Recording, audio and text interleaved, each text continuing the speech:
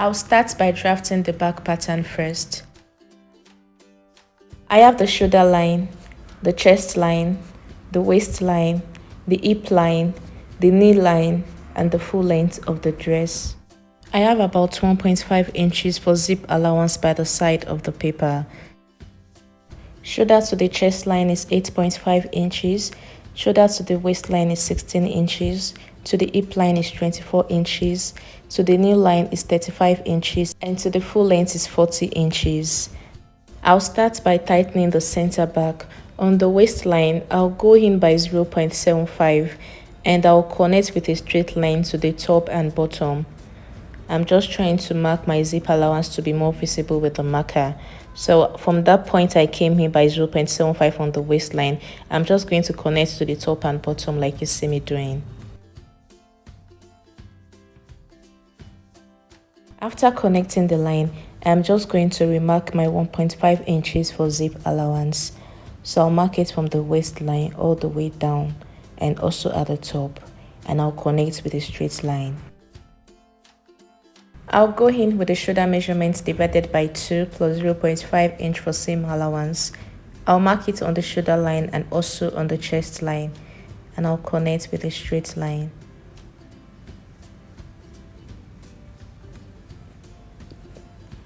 Next, I'll mark the neck width and the neck depth. I'll use a neck depth of 1 inch and a neck width of 3 inches, and I'll connect with a curve. For this neck width, if you are size 8 and below, maybe size 8-6 or size 4, I would advise that you use a neck width of 2.5 instead of the 3 inches I am using here. The next thing I'll go ahead and mark is the shoulder slant. I came down by 1 inch for the shoulder and I'll connect it to the neck width.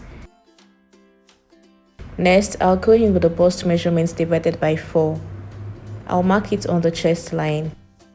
From the shoulder slope, I'll divide what I have left into 2 and get the midpoint. From that midpoint, I'll come in by 0.5 and I'll connect those 3 points together to form the armhole.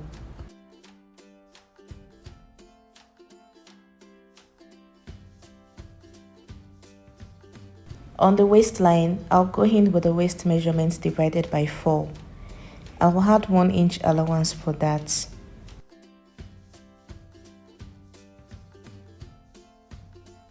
On the hip line, I'll mark the hip measurements divided by 4. On the knee line, whatever I have on the hip line, I'll deduct 1 from it, and that is what I'll mark on the knee line and also at the full length. I'm connecting those points together now.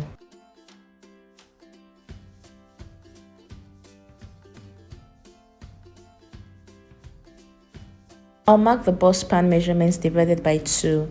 I'll mark it on the waistline, and on the hip line, I'll go up by 1 inch. That is where I'm going to mark the nipple to nipple measurements. And also from the chest line, I'll come down by 1 inch, and that is where I'm going to mark the nipple to nipple measurements. And I'll connect those 3 points together with a straight line. I added 1 inch allowance for that to the waist measurement, so I'm going to go in by 0.5 on both sides of the dart leg, and I'll connect to the top and bottom like so. This dress is going to have a waist joining, so I'm going to separate the upper part from the lower part now. So I'll cut from the waistline.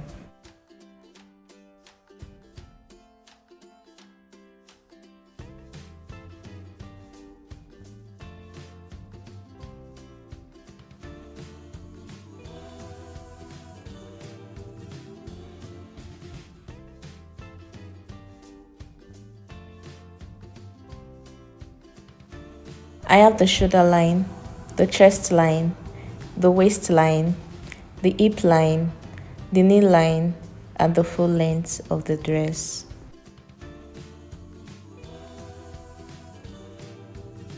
Shoulder to the chest line is 8.5 inches, to the waistline is 18 inches, to the hip line is 26 inches, to the knee line is 37 inches, and to the full length is 42 inches.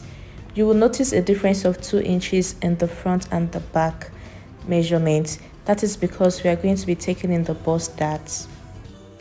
You are going to leave a space of about 1 inch by the side of the paper before your starting line. Now I'll go in with the shoulder measurements divided by 2 plus 0.5 inch for seam allowance. I'll mark it on the shoulder line and the chest line, and I'll connect with a straight line. The next thing I'm going to do is to mark the neck width and the neck depth. I'll use a neck depth of 3 inches and a neck width of 3 inches, and I'll connect with a curve.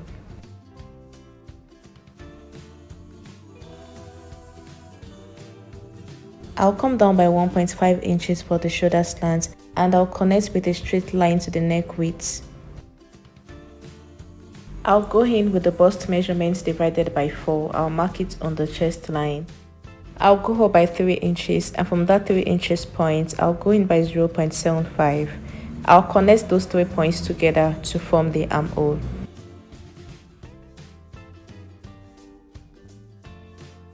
I'll go in with the waist measurements divided by 4 on the waistline, and I'll add 1 inch allowance for that. On the hip line, I'll mark the hip measurements divided by 4. On the knee line, I'll deduct 1 inch from what I have on the hip line, and that is what I'm going to mark at the knee line and also at the full length. I'll connect all those points together now.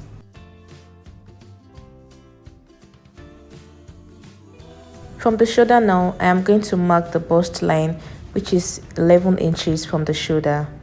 I'm just going to mark that and connect with a straight line so that we can have the bust line.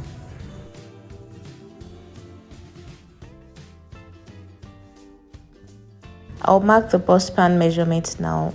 I'll mark it on the bust line, on the waist line, and also at the hip line.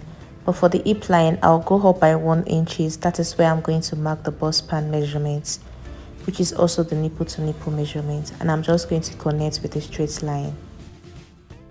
I added 1 inch allowance to the waist measurement. I'm going to go out by ½ inch on both sides of the dart leg, and I'm just going to connect to the bust line and also to the hip line like so.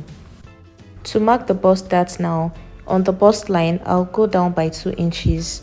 That is the difference between the front and the back lengths, and that is what I am marking here. I'll just connect with a straight line to the bust point.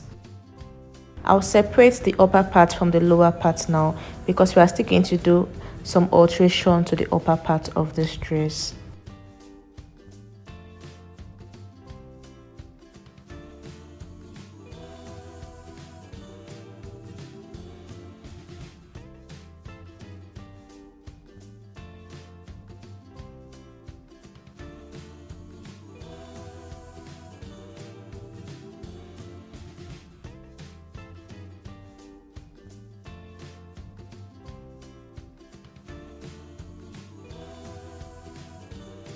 This is the down part for both the front and the back. You can see that it is matching up, and by the time we take in the bust dart for the upper part, both front and the back will also match up.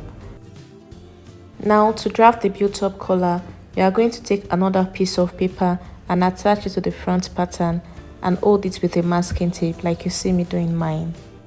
I can still see my shoulder line, so I'm just going to go in with a marker and make it visible on the tape. Now I have the shoulder line marked out now. So what I'm going to do is simple. I'm just going to bring in the back pattern and measure out what I have on the neckline of the back pattern. So bring the back pattern like this and measure what you have. But first, you're going to fold the zip allowance away from the neckline. You're not going to mark the zip allowance together. You're just going to mark what you have on the neckline minus the zip allowance. So whatever you have is what you're going to use to extend the front neckline. What I measured out for mine is 3.5 inches. So you're just going to place your tape in a slant from the neckline that you have on the pattern. Just place your tape in a slant form like so and mark out your 3.5, and you're going to use your ruler to straighten it out.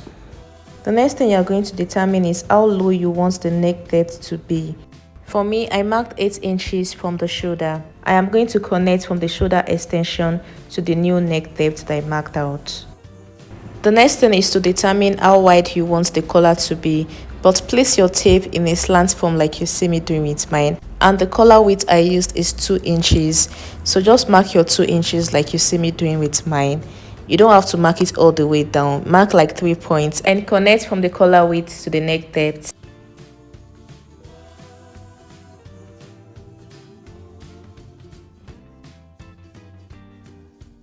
That is all for this front part now. I'm just going to cut it out.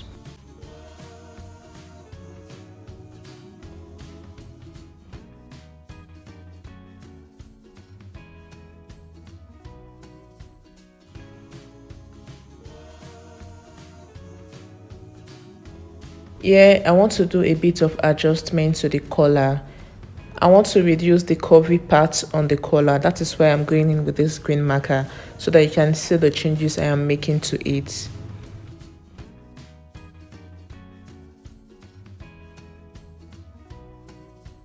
You can see the line I have on the collar now, so I'm just going to trim out the part I don't want now. In my next video, I'll show you how to transfer the patterns to fabric and how to sew the fabric together. Thank you guys for watching, and I'll see you in my next one. Bye.